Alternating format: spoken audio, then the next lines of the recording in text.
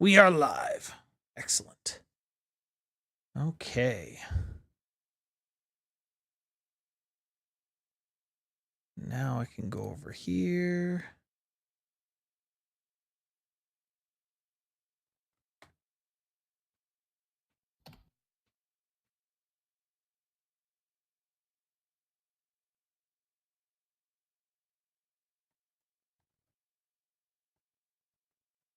Ah, yes, that was the video have playing is the one that I wanted to make sure was brought up.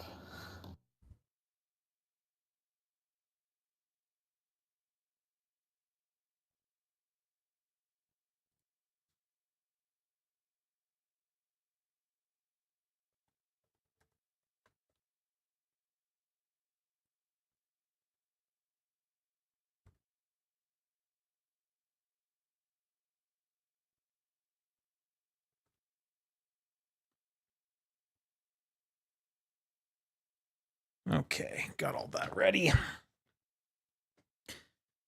No. This might get a little existential at a certain point. So existential is the wrong word. Meta? Probably more meta is the word I'm looking for. Maybe a little bit alphabet. No, just meta. Oh, Oh, there's a Lizzie. She made it. It's true. How you doing, Lizzie? I can't hear you. Is that just me, or is anyone else hearing her? Nope, I'm not hearing anything. I'm not Okay. even seeing it light up.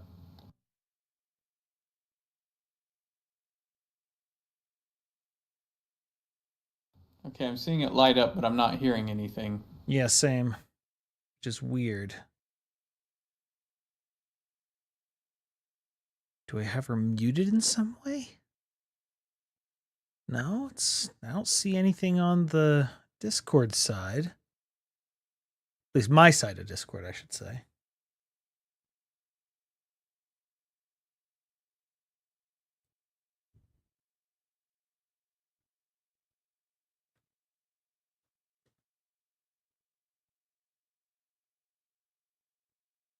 She's back, and I still can't hear her.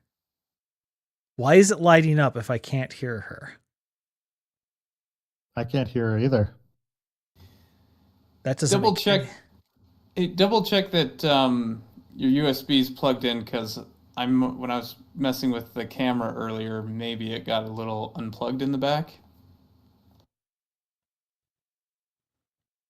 Well, I guess you'd be able to see the light on the mic to know that. It can't hurt to fiddle with it.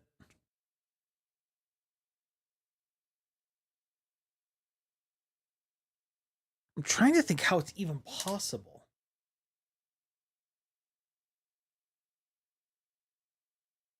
Only way I could think that might do it like that is if you have some sort of virtual mic set up the way I do.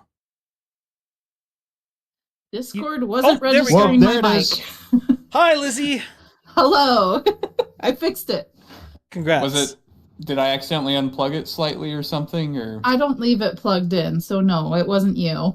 It was Okay. Discord just wasn't registering my mic. I had to go into settings. Ah.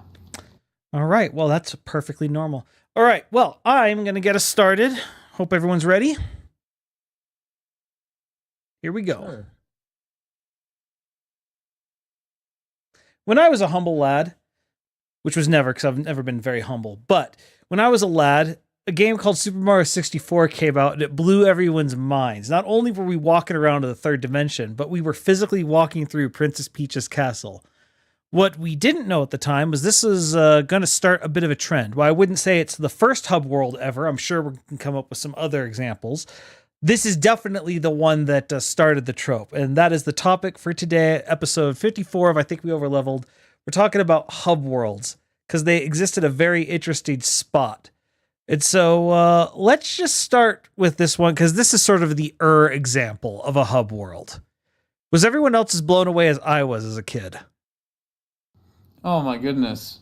Yeah, no, I remember it was going to a friend's house, like was it a birthday party? But 64 came out, and we had a sleepover, and we ended up like playing it all night long, and we woke up and our thumbs were killing us from the ridges, the super hard ridges of that super hard analog stick on the 64. But yeah, that was quite a day, quite a night. And yeah, completely blown away by everything about Mario 64 and the whole analog stick in a way that to use it that was way cooler than anything like on a joystick on a PC had done it at the time. Well, because prior to that, most joysticks were just a D-pad with a stick on top. Yeah, pretty much. What about you, Lizzie? Because I know I don't think your family had the 64, right? Or wait, am I mixing things up? I still have my childhood 64. Okay. And this was the first game, obviously, that we had. It was one of the few one-player games we were allowed to have. Because in our family, there was enough kids. The rule was it had to be multiplayer. So they wouldn't fight over it. Being able to just wander around Peach's castle was such a different experience. It was mind-blowing, honestly. Like the whole 3D aspect of games was so cool. Yeah, and the jumping through I know it's interesting because this is sort of, I started thinking really hard about hub worlds and their purpose in gaming. And in particular, like just thinking of Mario 64, because let's face it, all it is an excuse to, because we're moving in a 3D world. You could, in theory, make the game linear the way they've done every Mario game before that, and just say, there, here's a level, you can go into it, and it's 3D. Because like Super Mario World, essentially the overworld map is kind of the same thing as a hub world. It's just a portal into the next level. But for some reason, it feels different. And I'm trying to figure out where the lines are and what does that even mean, Well, I mean, that's the thing. Super Mario World was interesting in that you could go back to the first level whenever you wanted. Because, Mario 1, 2, and 3, you just went through the levels. And even though, like, Mario 3 had like world maps, but they, once you got to a new level, you stayed in that world until you finished it, and then you moved on to the next. You couldn't really go back. And you could choose which level you went to next, but not which. But you were still within the world, and you couldn't do any. Yeah, you couldn't repeat. You're right. Yeah, and so like Super Mario World was interesting. Then it kind of had this hub that you could go back to any stage that you've opened up. Made the world feel more connected. It made the world feel way more connected, and that's actually why I liked Super Mario World way more than the previous Mario games. It's in my opinion still arguably the best Mario game. And and so this serving as the world map, I mean, it was kind of interesting because they used the concept of paintings to go into the other worlds, which is really a weird concept when you think about it, but it just worked. And I don't know, there was something kind of entertaining about being Mario and not just walking or selecting the next level, but jumping into it. It required the action of jumping to jump in those paintings. So there is something tactile about that is very satisfying. Well, that sound effect, I went to Universal finally just last month. And I love the little touches that they do as you're walking through the tunnel, which is the pipe. And they have the Mario 64 paintings on some of the walls. Oh, that's cool. You really feel like you're going into the game. It was a good touch. Well, and that's yeah, with that I don't know what to call that sound effect. It's like going up on a xylophone almost. It's the chimes. Yeah. But no, there was something otherworldly about it. Just being able to walk around the castle, feeling like you're actually there. It also gives you like something to explore in a way that that like the Super Mario world map didn't, because like that one you were very much limited to just, oh, you're on this stage and you push, one D-pad to go, one of certain ways. There wasn't really anything super special to find just in the world map, whereas this one there were like secrets to find. There was bunnies to catch. You could, oh, can I get on the roof? And eventually you can get on the roof, and there's nooks and crannies to find, and they were. Can I find Luigi? No. Well, yeah, Luigi is real. There were even like stars that you could find in the hub world itself. Yeah. So, yeah, there was something just really neat about that, and like you could unlock secret passages. So like, a passage that was closed before would then be open in the future, so you could take a different route to get to the next level. And that's also, you had to find a lot of those secrets and open those passages to get the different caps and abilities throughout the game. So there was stuff to do in the hub world. Honestly, it was kind of brilliant of Nintendo, because this was their demo game for the N64. This was the game that says, hey, check out this new piece of equipment we've got and what it can do. And they start you off in this hub world that you can explore with no stakes. You can go wander around and just sort of explore the area and explore this new style of gaming, this new controller, this new system, at low stakes. And then if you're ready to go into the game, it's right there. Just go and, actually start playing. But they give you an area to kind of get used to this whole new thing that you're doing.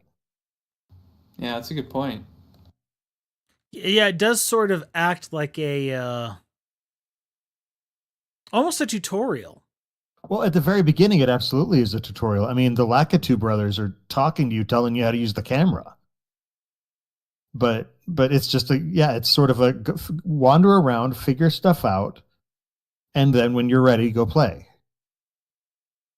But it sort of becomes this self-guided, way of entering the game. Yeah, you have this safe area basically to just explore and experiment. Yeah. But you're not forced into staying in it forever either. Yeah. Yes.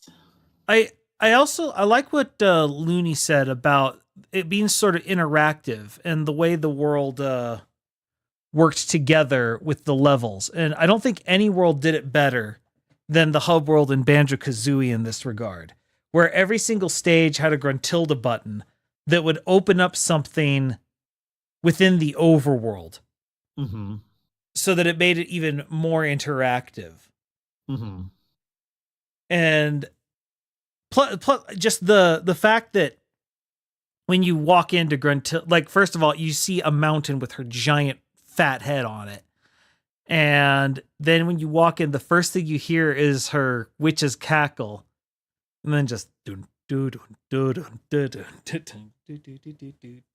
it's just perfect. Like the music makes it feel like you're trespassing. The music for this hub world was brilliant, though, because it was the same theme that would layer and shift musical profiles in each of the different areas. Yeah, well, and then, like, for example, this button here, where it makes her eyes go up and you just stomp on it. Like, the previous two, it just made a Jiggy appear. This one, it's like, nah, you gotta punch her eyes back in. Why? I don't know, it's kind of fun. Yeah. And sometimes that's all you need as a reason, is it gets a little funner. Just something to play around with. That's what games are for, to play and explore. But no, I think if I had to say what is your favorite hub world, this is probably my answer. It's a good one. It's just so interactive, and that's just a big thing, is because the whole point is, why even have a hub world? Like, why not just have a menu that takes you to a place? Well, let's talk a little bit about what a hub world is, because like it can be such a broad definition, or it can be something very specific. Well, okay. Yeah, so would you consider an RPG world map a hub world? Well, so I was going to say, is Hyrule Field a hub world? In, Oh, 100%. in Ocarina of Time.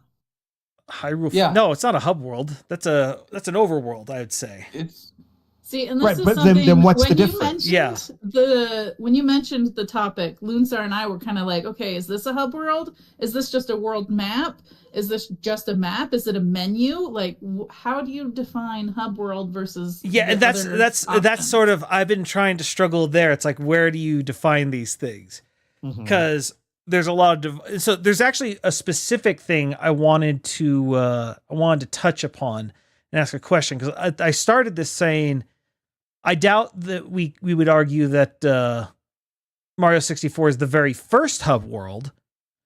But I don't know exactly what it'd be, so I wanted to start us off with just this question: Is the end of time in Chrono Trigger, is that a hub world? See, and that's not really even a world, but it's a hub. So that's why. Sorry, yes, well, yeah, a hub. That's the more important hub, part. a nexus. I mean, yeah. I mean, to a degree, you could even call just a world map in an RPG a hub world, but this is the hub of the hub worlds. Yeah, I mean, Chrono Trigger especially, because the end of time is what connects you to all the different world maps you can go to. Yeah, Is the Avenger a home world or hub world? I am glad you brought this up, because that was actually something that I was looking through options. I'd say The no. Avenger? I'd say it's a base. That's the XCOM 2 Oh, But got it moves. It does move, but it's a good question. Also, hi Petrivka, how's it going? That's going okay. Sorry, I'm No. late and I'm not prepared, so I'm just going to say stuff. It's Well, the perfectly thing fine. is, I mean, one thing that's certainly different about the Avenger is when you get down to it, that one is certainly a menu, because you're not like moving around in your normal, play style movement. But at the same time, I've seen games where it is basically a menu screen, but instead of moving a cursor around, you platform to the different places of the menu. Ultimate Chicken Horse. Yeah, Ultimate Chicken Horse. It's literally like one giant menu that looks like a Smash Brothers stage that you jump to where you want to select, and It's you like a stand whole layer, underneath it. really. That's what Yeah. that is. Well, so I'm glad I actually was going to bring up the Avenger, because I want, like, the Avenger to me does not feel like a hub. However, for reasons I can't explain, the Normandy in Mass Effect 2 in particular feels more like a Okay, more yeah. more like Yeah. one than the Avenger does. And it's like, is the difference being I move through one and I Because you don't can move run through the other? it, yeah. Yeah, because one you purely menu, and the other one you're moving in the normal gameplay style. And I would say that's part of making it a hub world. Like there's an actual microcosm to explore. But that's also why, like in the case of Chrono Trigger, it's like I don't know. Part of me kind of wants to say, yeah, I don't see why that's not a hub world. It's small, but it is like a game level. It's even in the same style than like a world map where it zooms you out. Just warp pipes a hub world. So that's what we're trying to figure out, like the dividing line between hub world versus overworld versus just really big area that leads to other places. Like, cause that's the question about Ocarina of Time: is Hyrule Field is it a hub world? And to me, it's like, I feel like it's too big to be a hub world. But I don't know. It's just one of those things. Like, it's because it's all vibes, right? At a certain point. Sorry, what's too big to be a hub world? Hyrule Field. Okay. Like that'd be for me. I'm like, I think it's just too big. Like, it's just for it because the whole concept of a hub is it's kind of close by. You have your fantasies final. I mean, the with their overworlds and such. Yeah. I mean, But that's the thing. Overworld and hub worlds, they do kind of seem to be different. Well, like I'd feel a lot more comfortable calling Hyrule Field from Ocarina of Time a hub world than, say, the world maps of Zelda 1 and Link to the Past. 'Cause Yeah. in Zelda 1 and Link to the Past, the world map is It's the majority well, of the game. And that's kind of the difference between a hub world and an open world. Yeah. It's But like the other question is, for example, there are games where you have a headquarters.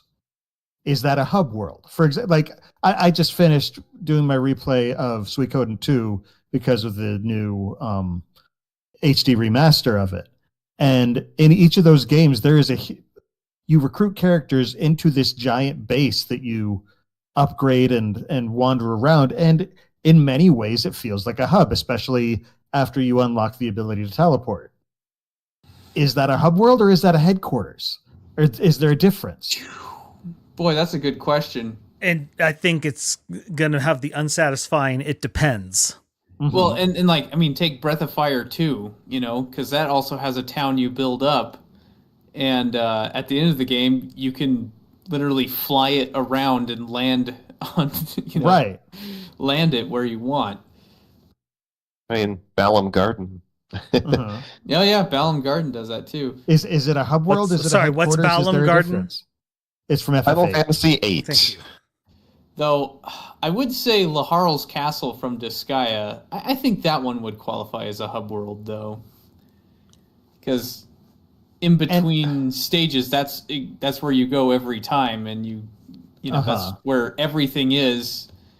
Like, you don't menu around; you walk around and talk to people and shop owners, and then you go to the There has person to in charge of the portal to go. For places. it to be a hub, there has to definitely be a level of interaction, either with characters or the world. I would say yes on that. And also, I think that's one of the things that would disqualify a lot of them from being hub worlds rather than being a headquarters, is like the ability to deploy directly to the specific level of the game from the hub, rather than this is where you gather and then you leave. Like right here, we're looking at Chrono Trigger. You deploy directly to various places from the hub. But like I was talking about with Suikoden, you don't really deploy directly. I mean, you go there and you say, let's start this war campaign, and then you are at it. But it's not like a matter of like almost a portal aspect of it. So I'm glad you brought that up, because one of the popular ones, as I was looking at other people's lists of popular hub worlds, one that came up a lot that I wasn't sure if I agreed with is Megaton from Fallout 3.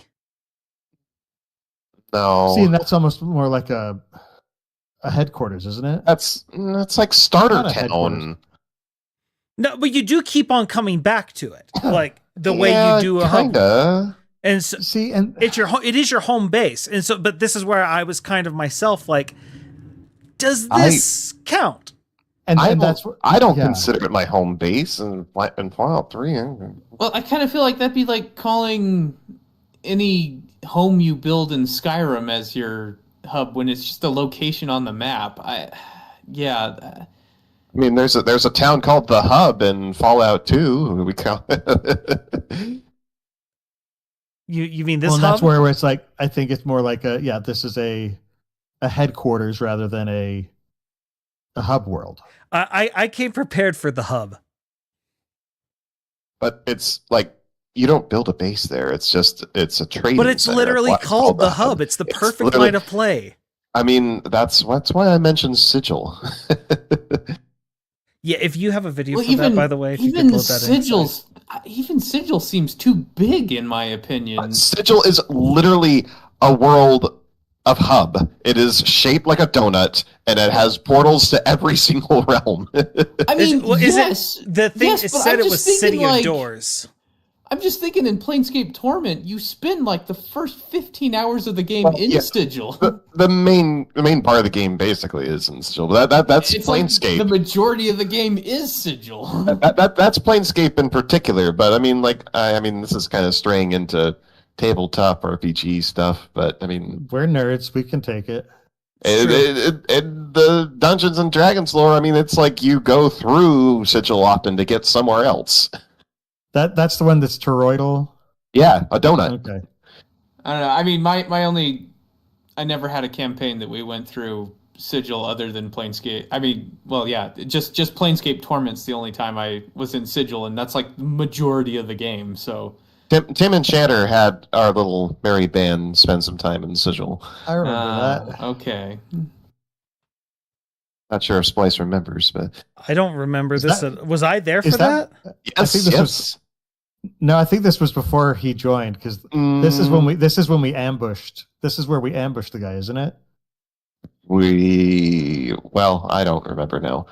I know for sure it was with our little merry band, and I don't remember exactly who was where when, but I'm pretty sure Splice was there. I think there were some events there that caught Splice's attention, which is one of the reasons he did join, but I don't think he was with us when we first went to Sigil. Was this where he said, first of all, shut up? Because I remember that part.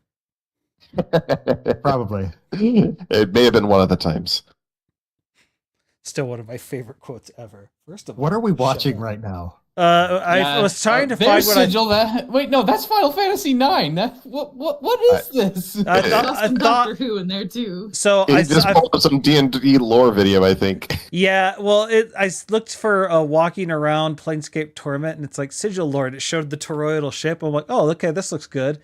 It was not. We're going to call this a critical research failure.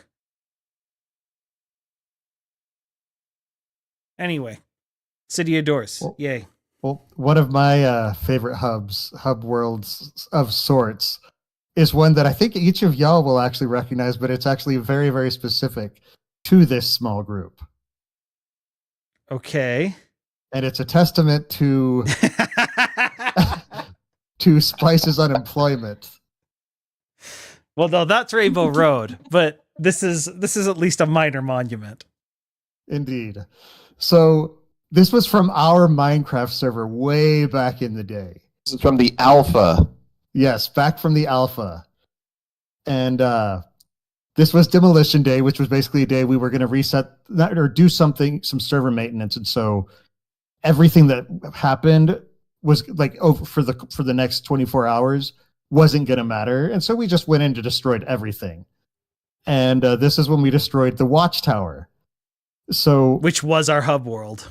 Which was our hub world because our Fearless leader. Our fearless leader, not moderator, Dane? the guy who ran the server, he installed a portal mod, but it was different. Like at first we had this awesome Stargate mod where you could dial into different Stargates but it stopped working after a certain update. And so we installed this other one where you could just set up point-to-point portals. And for that to work to get all the way across the world, we set up a hub. And because Splice is Splice, he decided it needed to be the Justice League's Watchtower. Of course. Like, that's only logical. And so we had all of these different portals in So did it use boom tubes? Basically. Essentially. Nice. But, now, normally it was in better Demolition condition, but we had kind of loaded up a bunch of TNT into it. Yeah, this was what made Petrivka and his wife quit the game a little bit almost. I think, no. It made her almost quit it because Gordon didn't tell her what Demolition Day was, so all she saw was us going around blowing up her stuff. She just thought everything was oh, I forgot. Destroying the home that they had so painstakingly built together. And he left out that very important detail that none of this counts. This is stuff that happened over a decade ago. I'd forgotten. Yes. But I just remember she's like, I'm still mad at you for, blowing up the house, but I guess it's fair because, they blew up their stuff too. And it's like, what? No, it was Demolition Day. It didn't matter. What do you mean it didn't matter? Everything was coming back. It was coming back. Gordon didn't tell me that. So she had been seething at me secretly for a while, and I didn't know about it. Oh my goodness! Oh, it was so satisfying to burn down Lothlorien. Oh yes, that's right. Oh, that's right. All I know is I do not like seeing how thin I am in this video. It's Jealous of yourself? darn straight. That Git is cocky. Someone needs to put him in his place.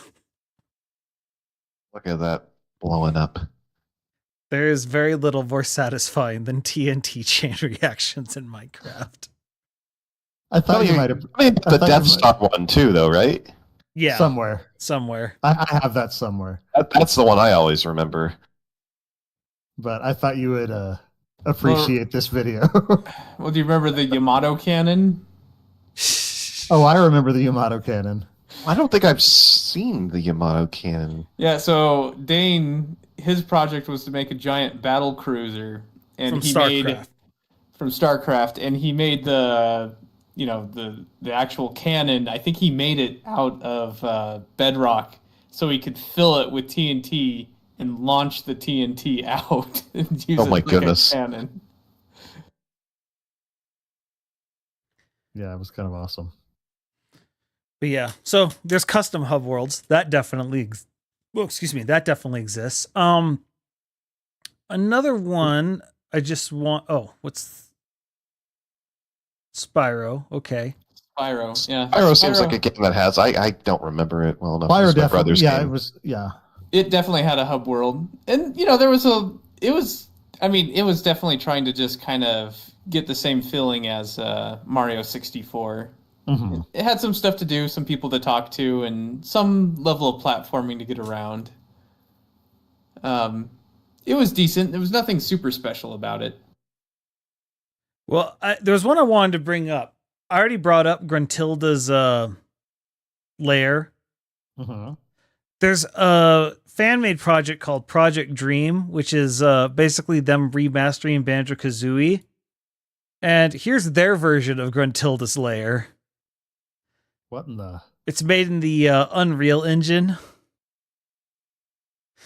And it's a little less Okay. polygonal than I remember. Just a touch.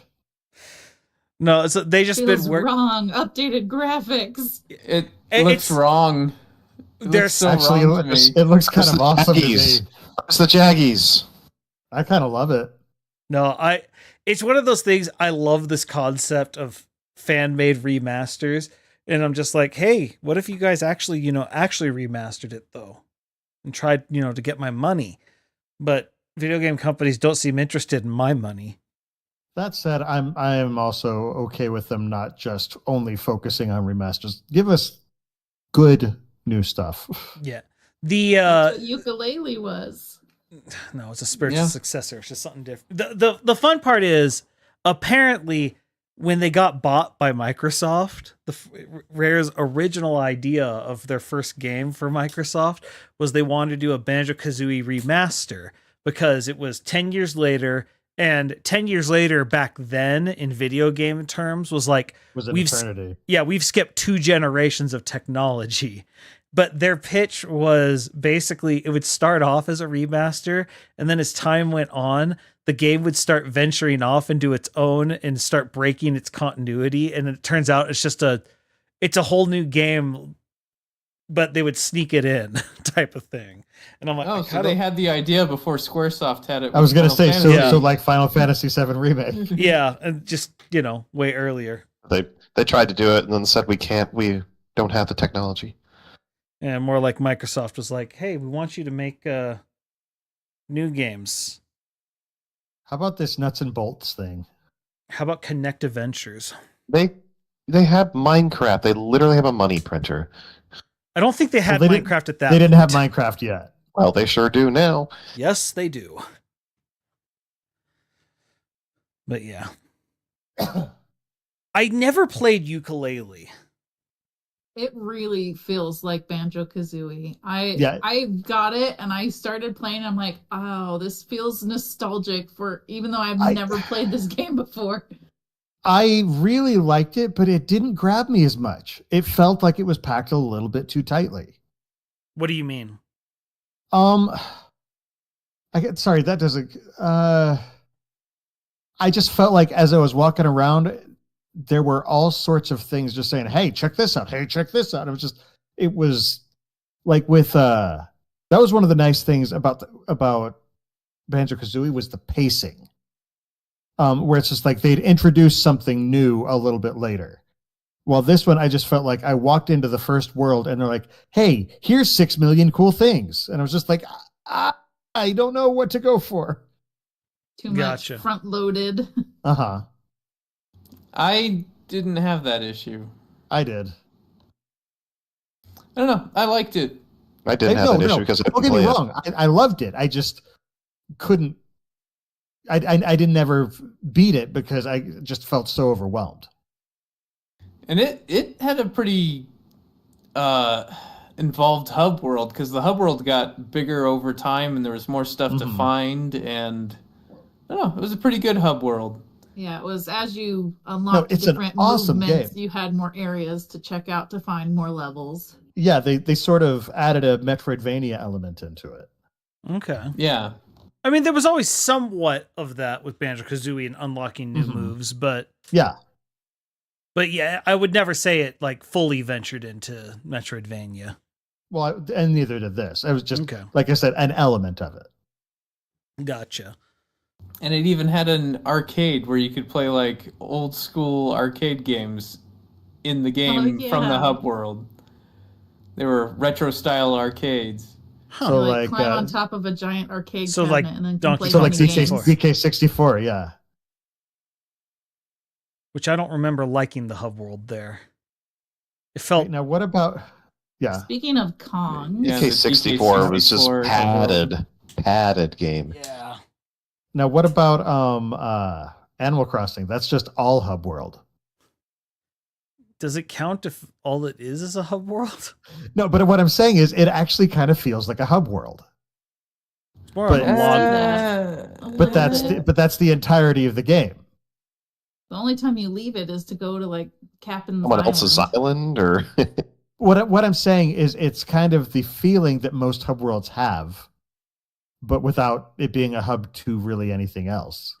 I think for it to be the hub world, it has to be where you're not spending the majority of the time.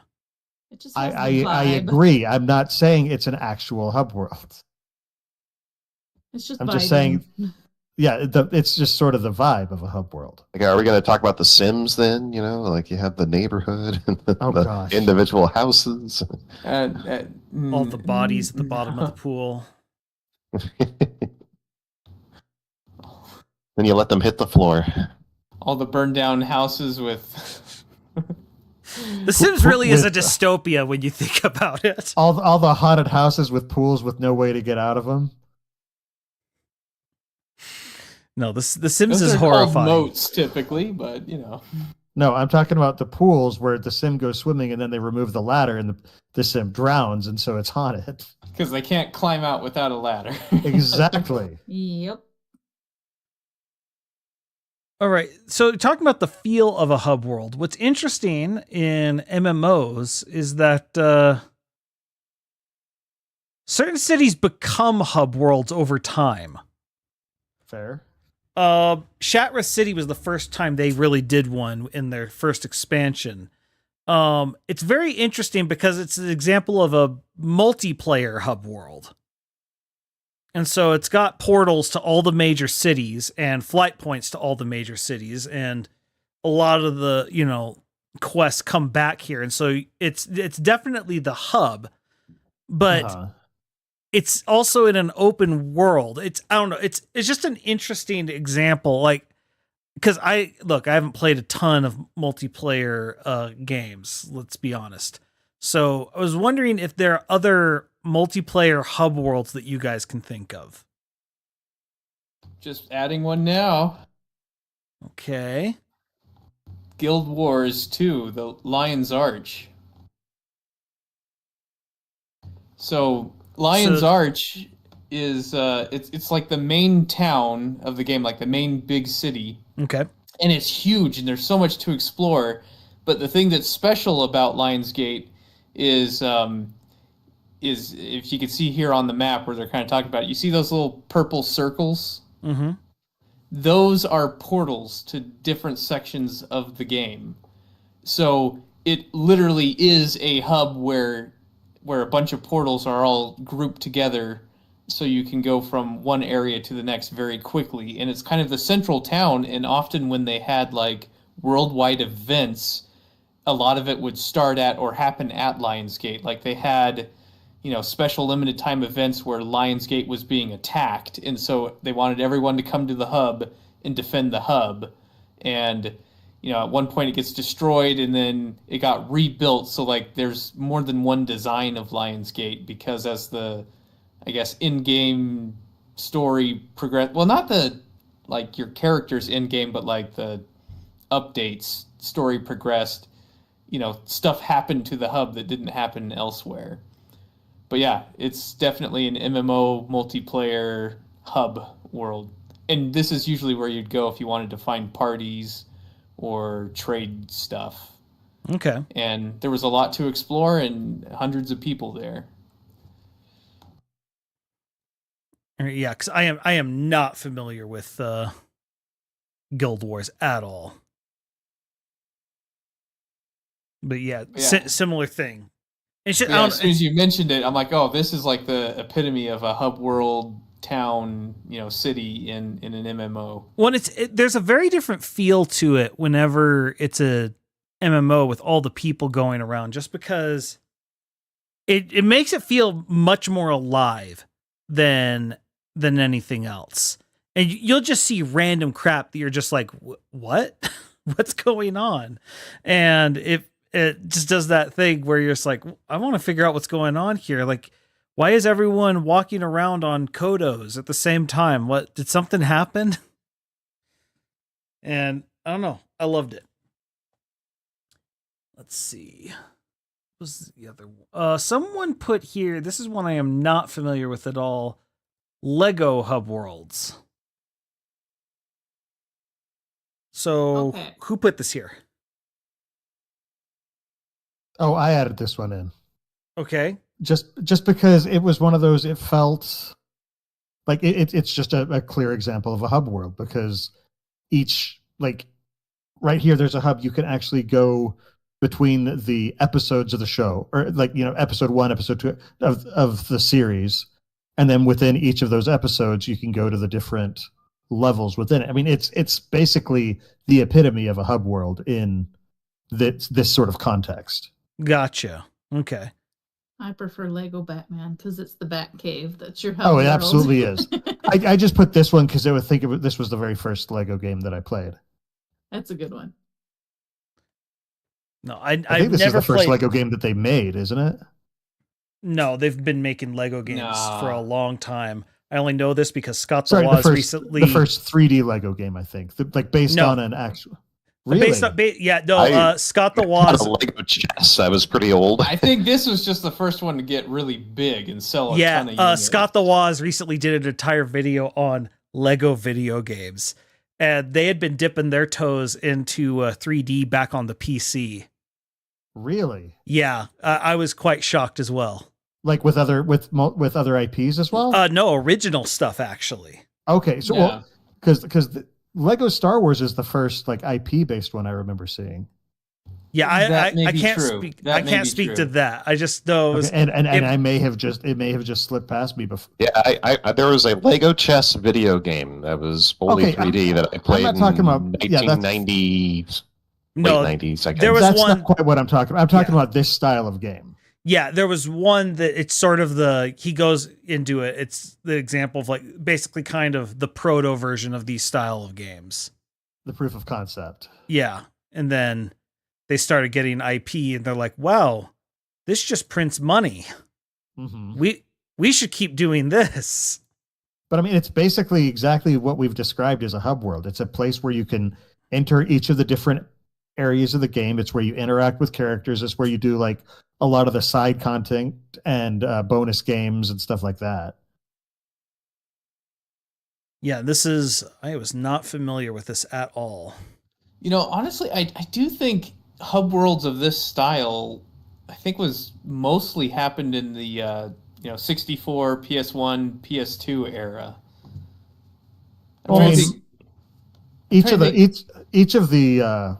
A lot of the Lego games still have hub worlds like this, especially the ones that cover multiple movies. Sure. I mean, I'm not saying that they don't do it at all anymore, because I mean, certain franchises certainly still keep it. But I mean, like just being super common. Like I'm trying to think, did Yeah. Jack and Daxter have a Jack and hub Daxter world? was open world. That was open world? Okay, so Mhm. that wasn't a hub world. So I was trying to remember on that one. No, the other thing you gotta think about this era. Open world games were not possible because that would just require too much RAM, and they don't have that. And so some of it, like some of the reason for a hub, a lot of it was technically based, is we want to have this 3D world, but we need to have an excuse to load things in. Mario with the paintings, Banjo and Kazooie with the doors, and it loads you into a completely different world through some sort of magical hubbub.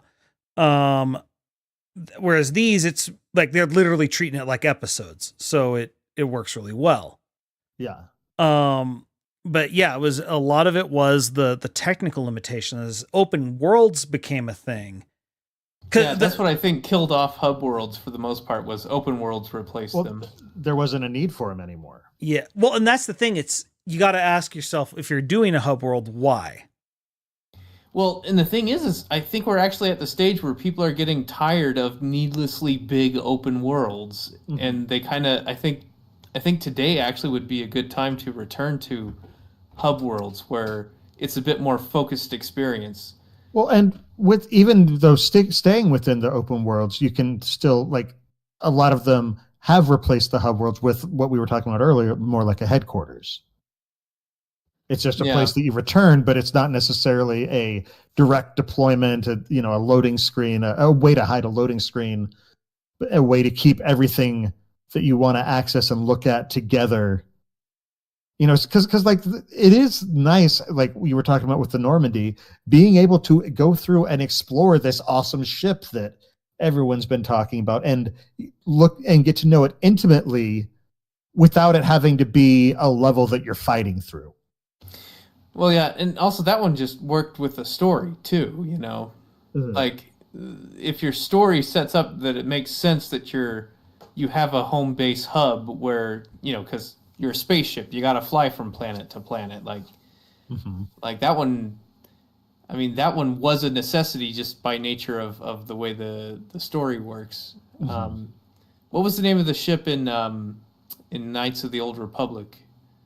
Because that also served the same function as well. I'm trying to think. I don't think it was as big as the Normandy, but you could still walk around in it. Was it the Eben Hawk? Yeah, the Eben Hawk, yeah. Because it's not a Millennium Falcon. It's totally different. It's not the Moldy Crow. There's a ship called the Ethan Hawk. There's a ship called the Moldy Crow, too. That was my favorite. My favorite is like, what is that? And it's like, it's the fastest ship. No, what's a Falcon? It's like, wait, that's a good question. Fair point. It's like a Minoc, but with wings, like with feathers. That's a good point. I never questioned. Yeah, no, I didn't either. When it's pointed out, I just have that moment of, huh. That's interesting. It's like it broke the fourth wall with no one noticing for decades. Actually, I was joking about what's it called, about Animal Crossing being a hub world, but what actually kind of was the whole game as a hub world was, did any of y'all explore PlayStation Home? No. It came out on the PS3, I believe. I mean, it's technically part of the Astrobot series. Okay, I never played Astrobot yet. But they didn't sell it for $10. But no, it's just basically sell it for $10. No, I don't think Astrobot was in that one, because but it's done by the same people and part of the same concept, but they didn't have a mascot yet for it. Wait, what? Well, like for the later PlayStations, like the PlayStation 5, they made a similar thing, but they made Astrobot the character to run around in there. Okay, see, with what I'm talking about, it's this is a game where you create an avatar. It's almost, it's sort of a Second Life type thing.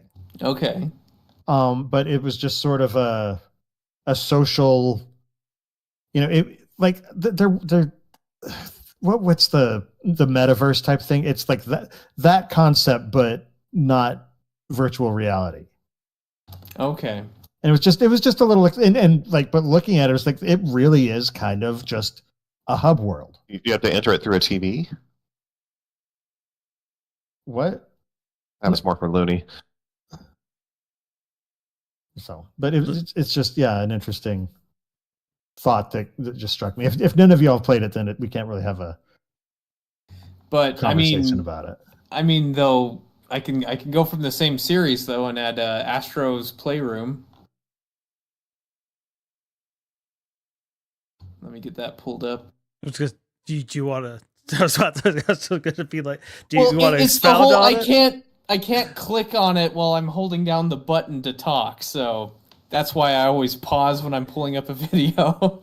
But so Astro's Playroom is, I mean, it came with the PS5, and it basically is kind of like Mario 64, but instead of Peach's Castle, the game takes place inside the PlayStation 5 itself. And and so the hub world's like CPU Plaza is its name.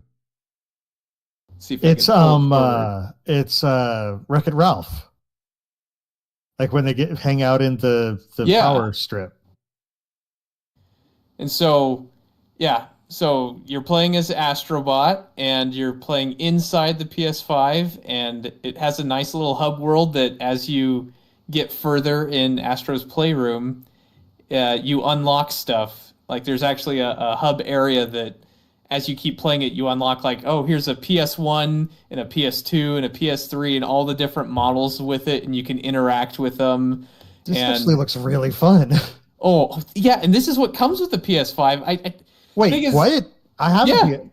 It's the preloaded software on the PS5. This isn't Astrobot, the game you have to buy. This is the one that comes with the PS5. This is like the Uno meme now.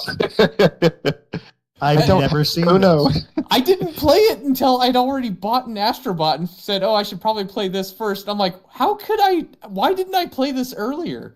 But it's got this big, huge hub world to explore and play. This now makes more sense. I was like, man, this Astrobot character's come out of nowhere. Yeah, so no, Astrobot, I mean, there was like several years in between Astrobot and this thing that came with the system. But like, I think how did I never see this? It's loaded on your PS5. You just have to. So you were too busy playing the other game that you had. So, I mean, and this thing's an fantastic. Underrated joke.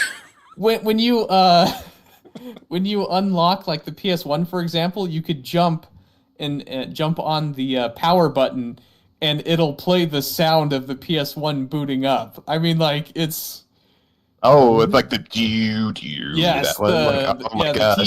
The THX you are now deaf sound. Yeah, it'll play that. Oh man, just the sound takes me back when I hear.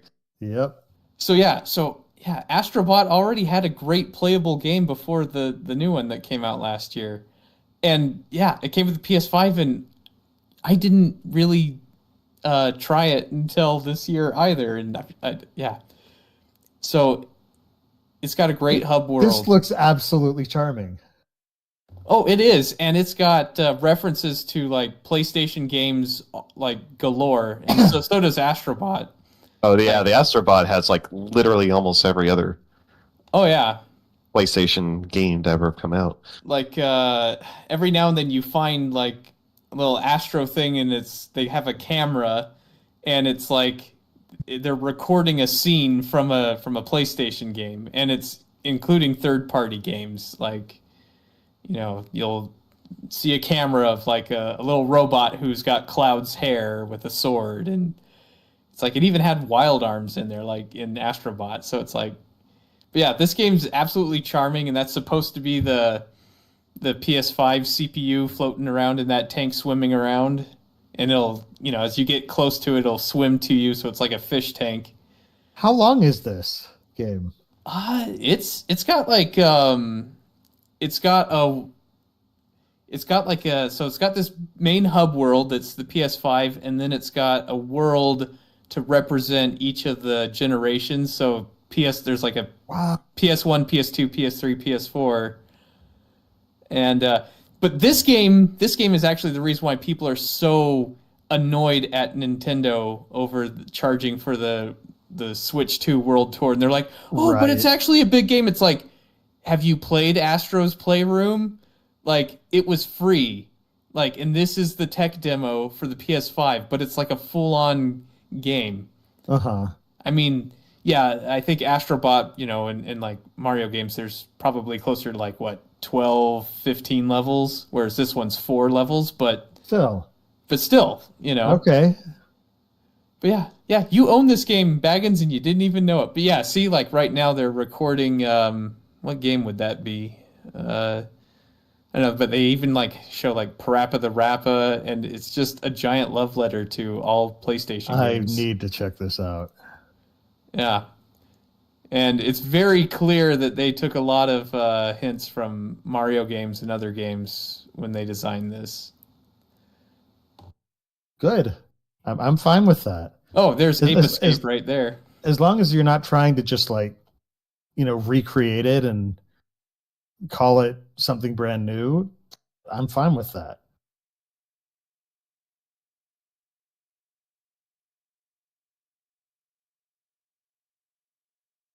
So yeah, no, this Astrobot's pretty good and has a nice hub world. Now, granted, it's left the hub world at this point. I think this is supposed to be it's just the PS1 world, but yeah. In fact, even when I was watching the Switch 2, Artifact PS1 controller. As I was watching the Switch 2 stuff where they were showing off like the new Mario Party game, I could tell a lot of the mini games they added. I'm like, they lifted that straight from sections of Astrobot. I mean, to be fair, if Astrobot's pulling from them, it's turnabout's a little bit of fair play. Oh yeah, right? it's totally fair play at this point. Yeah, yeah.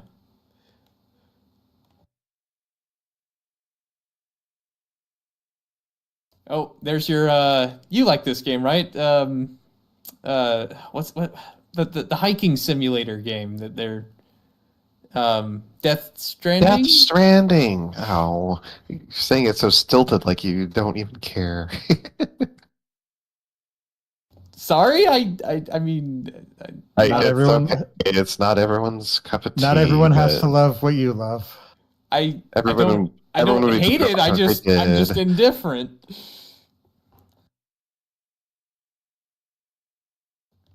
I just don't have an interest in it. But I know you enjoyed it. That's what I was getting at. You enjoyed it. I very much did. Fortunately, I have to wait for ports. Is Death Stranding the one with the floating babies? Yes. There are floating babies. I don't know if it's the one with floating babies, but I don't know of another. I'm pretty sure I've seen floating babies in 2001: Space Odyssey. So it's been It's around not for a a while. video game. Speaking of which, you like that giant stick of RAM in the background? Oh, I was too busy noticing the mouse. I was like, I've never used that peripheral. Yeah, but imagine if Nintendo did this, a giant celebration of all their old stuff. But then they'd have to acknowledge that there's old stuff that They haven't done anything with. yeah. I mean, Smash Brothers is kind of that thing. Yeah, but they're not the ones making Smash Bros. No. Like that's that's something the Smash Bros series is good at though. Like I mean, heck, the internet broke when Mega Man showed up and there's like, "Hey, look, Capcom, someone likes Mega Man. Why don't you?" Oh my goodness. I still think that's my favorite Smash trailer was the Mega Man. Like I totally lost it. I was so hyped for that. Everyone was hyped for that because it was awesome. Like it's one of my favorite video game trailers of all time, and it was only for one character. Yeah. But no, It's because they knew exactly what they had and they treated it such. yeah. If you ever want to know what that was, as far as people liking it, the Brawl in the Family. on it is just incredible. Anyway. All right. There was one more that I had in mind. I'm trying to remember what it was, though. I don't think I put it on here. Crap. Someone buy time. Anyone. We were talking Nintendo. Let's go Mario. Thank you. Mario Yes. Sunshine. Yes, Delfino Plaza. Yes. I didn't really have much planned to say, but this one was a good one.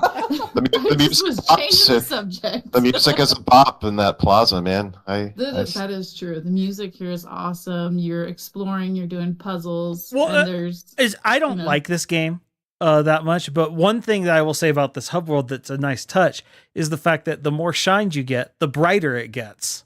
Yeah, the brighter it That's gets, That's nice. and it also kind of fills that role of it's a safe place to explore with your new abilities, especially when you unlock like new rocket packs or you unlock Yoshi.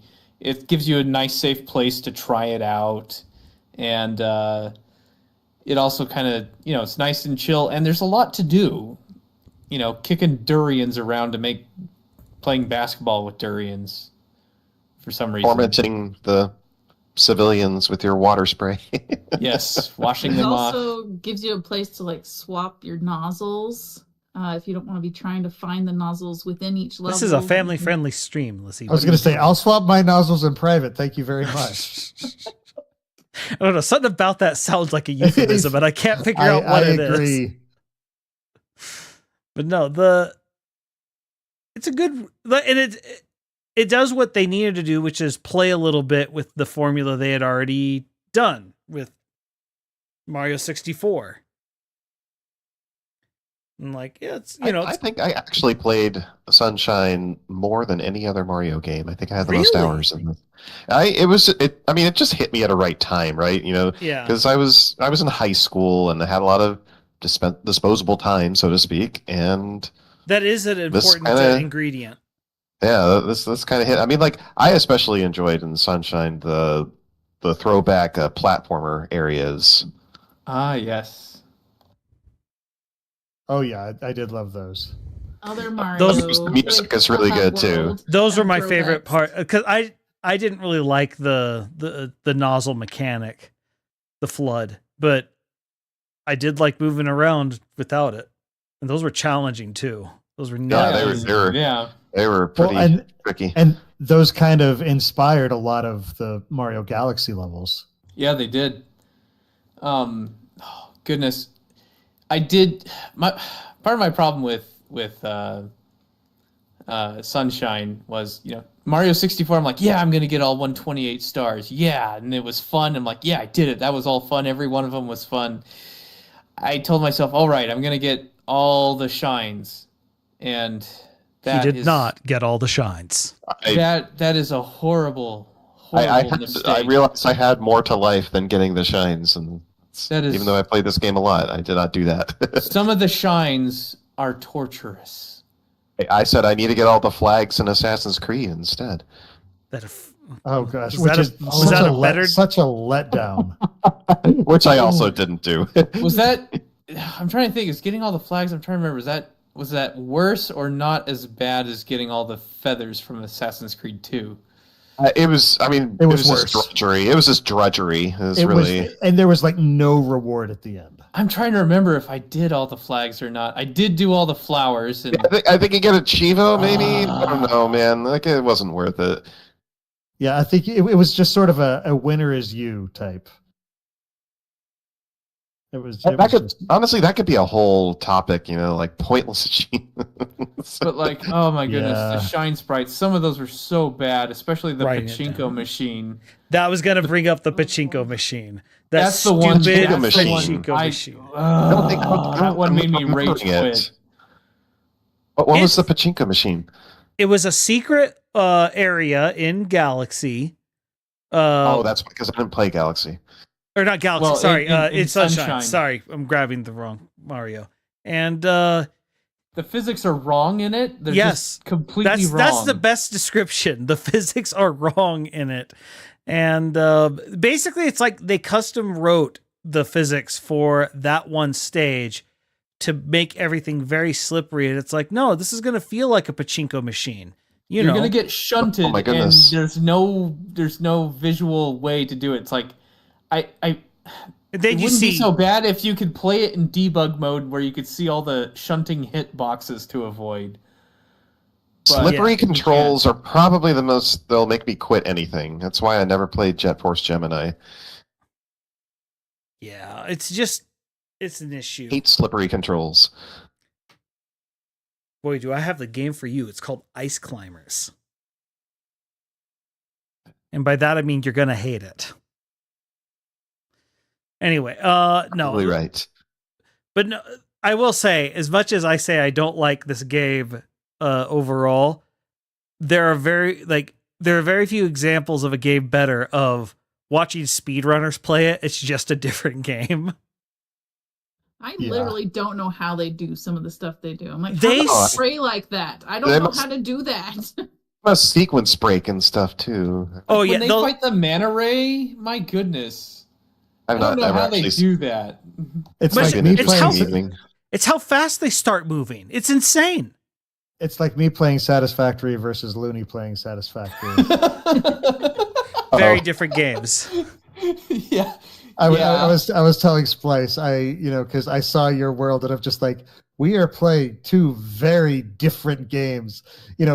Looney's got here designing the space station, with NASA computers, and I'm like over in You're my banging corner rocks together. playing with Blockos. Satisfactory. Look, I made 20 screws. Feeling Those pretty will good be about gone yourself. in like 2 seconds. Wait, wow, only 20 screws per 2 seconds? Dang. Then it's rookie numbers. It'll wake me up when you got the full 1,300 But no, per minute. no. Well, it's just one of those things. As you're looking through, like this game in particular, like what's satisfying about a good hub world? Again, you need to have some effect on it. Like it can't just be static, and you have to be able to explore it a little bit. Have some fun nooks and crannies that hide little secrets and stuff like that. Maybe a little bit narrative, some environmental storytelling. Maybe you can do a lot of fun things with the hub world. But yeah, like we discussed, like they've kind of gone out of style as the ability to do open worlds has become an actual thing. But I don't know. I think it's one of those things that as you look at it, I think hub worlds are going to make more a comeback just because I think people are going to figure out there's actually a nice use for this. Well, like I said, I think people are just getting sick and tired of giant open worlds. It does help chunk the game, having sometimes the open world for me, especially in my limited attention span that I have now. Like sometimes I see an open world and I'm just like, do I really want to wander through this area for the next 2 hours to find interesting things to do? Or would you just show me a gateway to something cool and fun that I can do in an hour? Yeah, because it's more focused when you have a hub world as opposed to an open world. Because think of Skyrim. Like it's a giant world that's empty and you'll have random battles, but it's just I don't care. I played 200 hours of Oblivion, and then I got to Skyrim, and I was just tired. It's I enjoyed Skyrim, but it's like, oh, what's your favorite area in Skyrim? I'm like, there's actually distinct areas besides the towns. What do you there's the cities and towns and the places that you can build your homestead, but then it's just open. Who cares in between? And this is a blasphemous opinion, but same thing happened to me with the newer Zelda games. It's not a blasphemous opinion here. Not for you, I know. Zelda's but... you are welcome to your choir, Pirate. It's right here. Well, that's another thing. Breath of the Wild, there's some fun areas, but like because it's not as focused, they're not as fun. But there is something fun about just exploring an open area. But like Tears of the Kingdom, because they added the underworld and some of the sky world, like once again, it just became so big that it's just like I don't know. It's overwhelming. It's overwhelming. Yeah, I don't know. I and- really like Tears of the Kingdom. I mean, I never played it, but my goodness, I love seeing what the internet does with it. Oh yeah. Well, the thing The is, machines you're making, that kind of thing, you mean? Yes, my Most favorite was a people- channel who did like a war crime of the week. well, I mean, I don't know about most people, but I know like both me and Breakfast, we often talk about how like we were excited about it and we started liking it, and by the end we're like, that wasn't even worth it. Like they charged more money for it, but at the end of the day, it's like after playing Breath of the Wild, this just felt like a $20 Expansion, maybe? expansion. Yeah.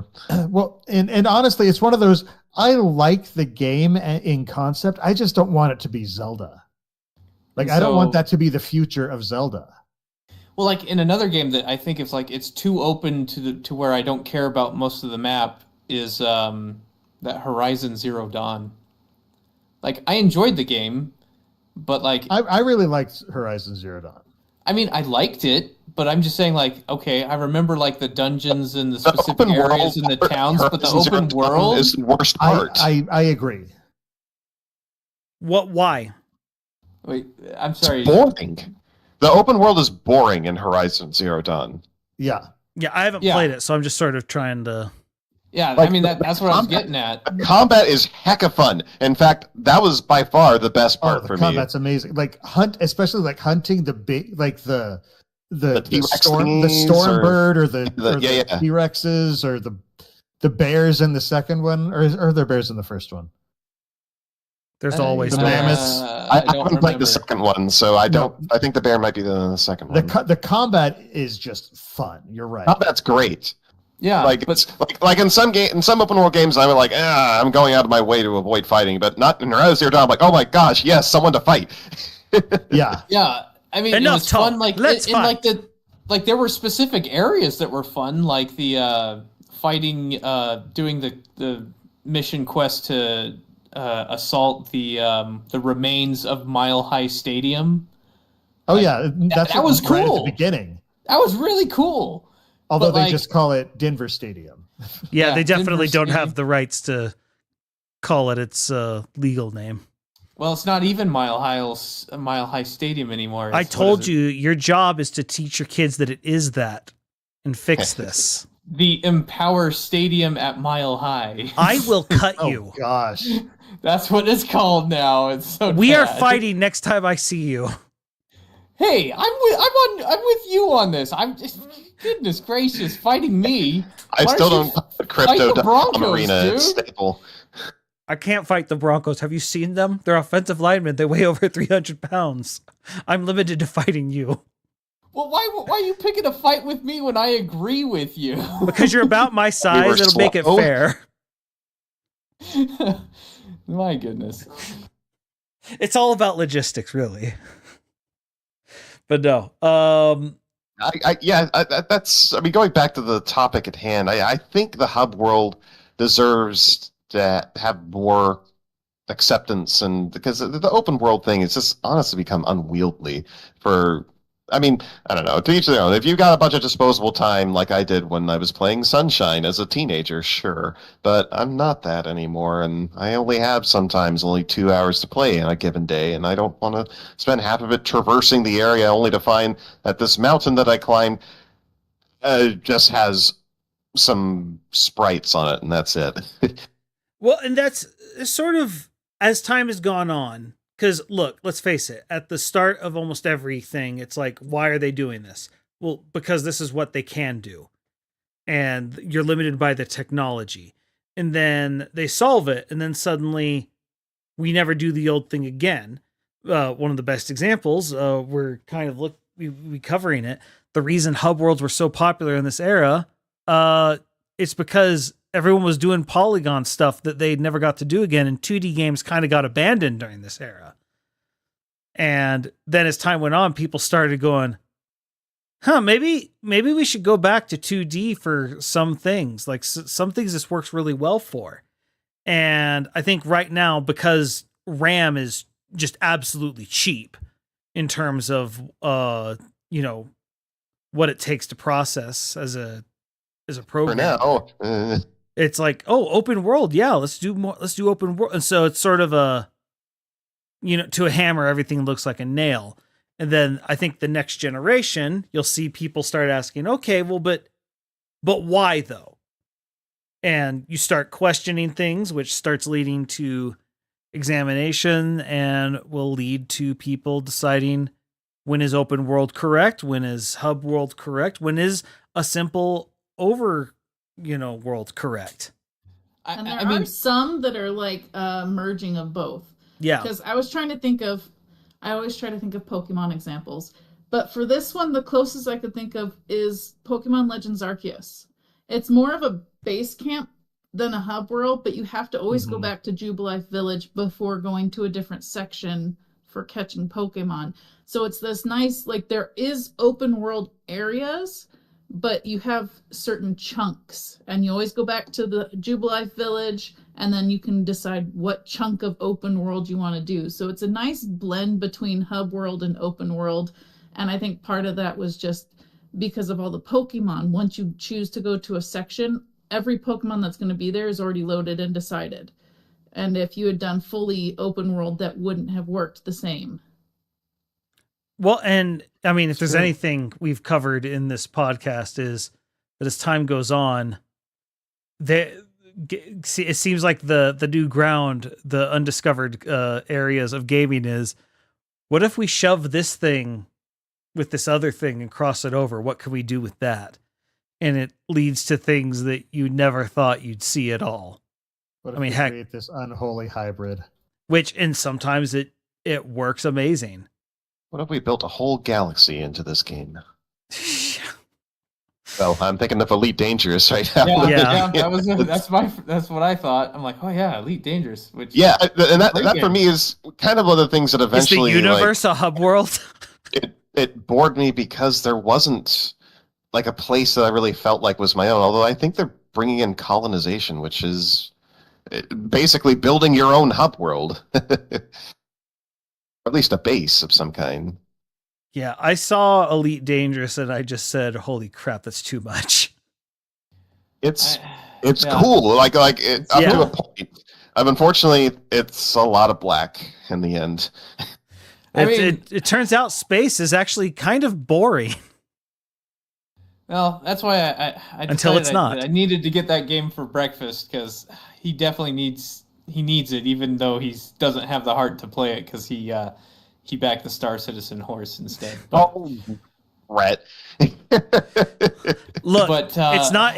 Look, it's painful for that man. It Leave is. him alone. It should be, because what a bet. Leave him But- alone. But you know, He doesn't. I He guess- needs your support, not your scoring.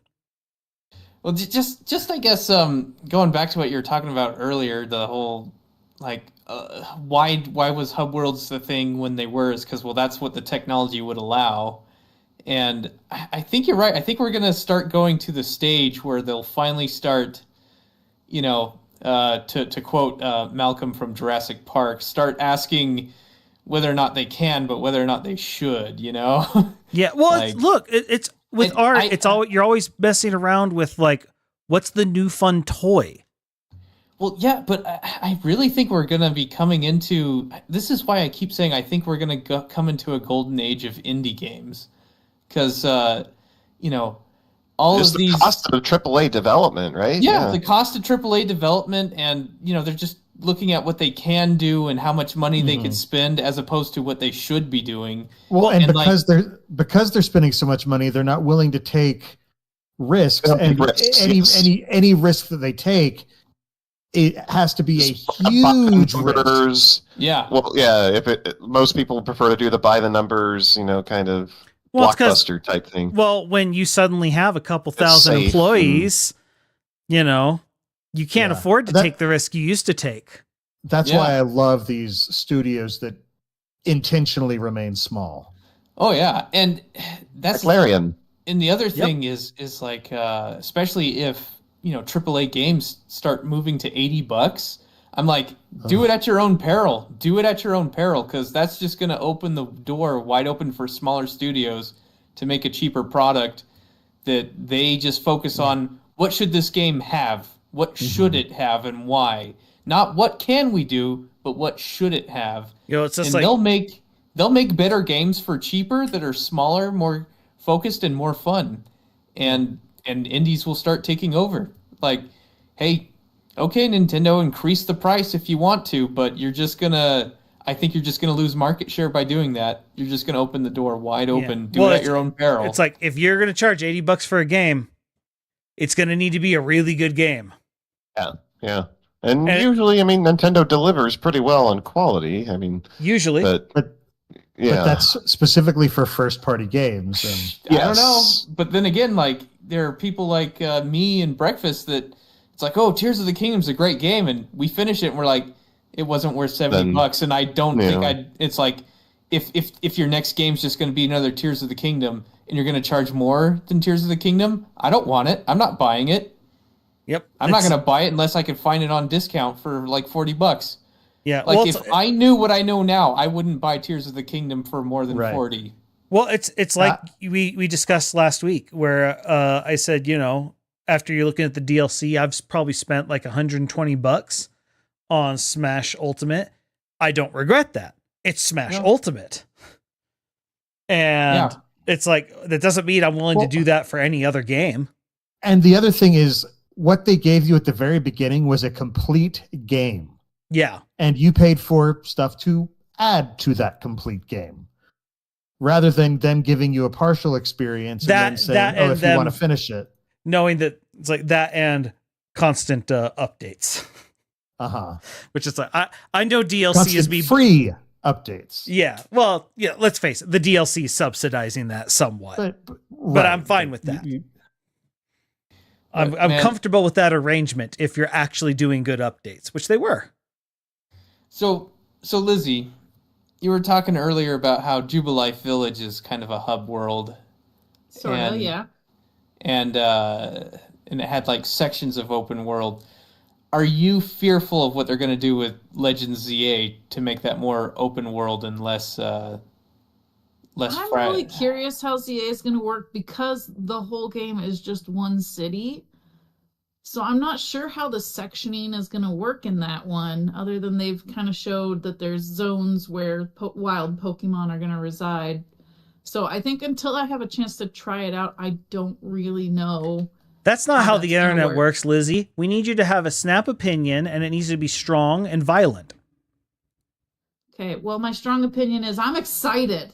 There we go. I want to know a release date. Well, right now, Nintendo doesn't know when they're releasing a new system anymore, so let's tamp down expectations. Anyway, this was an interesting topic, one that I hadn't considered, and I'm glad we covered it. All right, I haven't posted it, but our next episode we're going to be talking about Arkham City. Do a deep dive on that game, one of my favorites. Excellent game. I'm really hoping we can get Diesel Martini for it next week, because he's actually playing through the Arkham series right now. So he'll be fresh, and I'll be very interested to hear his opinion. So let's hope we get him. Here's hoping. I was going to say, I haven't heard back from him yet. So no. But that's missing the hub world of that little, because in Arkham Asylum it had that little mini Batcave hub. Kind of. I don't know. I don't feel like you. I wouldn't call that a hub. I think you only went there like twice, though. Yeah. It was pretty minor. Again, I spent more time in PlayStation Home than I probably did in Arkham City. Just because that was one of the optional ways to, like, you have to spend, like, no, it unlocked because I already had it on my system, but it was one of the apartment designs that you could pick. Huh. Oh. And since I had the Arkham City stuff on my PS3, it unlocked it for me in there. So Interesting. I did not know this. But anyway. All right, this is a bit of a fun one. We all have our little projects. Lizzie, you just released a video. Yes, I did. Lizzie Petrichor. I stream on Twitch, but I'm trying to start making a little bit of YouTube content to maybe grow my audience. I did in March a rainbow hunt for St. Patrick's Day and caught a shiny of the colors of the rainbow. So you can check that out if you would like. I actually got a lady from church I was talking with tonight actually subscribed to my YouTube. So that's Nice. kind of fun. So Very I nice. stream Tuesdays and Thursdays typically over on twitch.tv/Lizzie Petrichor. So you can watch the progress I make on my shiny hunting that may eventually become a video. Well, I thought it was a pretty good video. But all right. Pirate, do you have anything you would like to promote? Nope. Just happy to be here. We're happy you're here. Baggins, what about you? honestly, this week I don't know that I do. All right. Perfectly fine. And Lunasar. I guess I'll just promote the Godot engine. It's a good one to learn because it's free and no royalties if you make something. And Free is a hard price to beat. yeah, Still waiting on it, but you know. so yeah, Still waiting on what? Godot. It's the name of a famous play. Waiting for Godot. Oh, oh, yeah, I didn't know that. I didn't know that either. Pretty sure it was people with no. I think Ian McKellen and Patrick Stewart did a version of it. I saw Rainn Wilson do one Wow. locally. That was fun. Yeah, I'm not cultured enough for this. All I know is I'm just imagining Professor Xavier and Magneto doing a play now. I mean, Spider-Man did a play. Why not X-Men?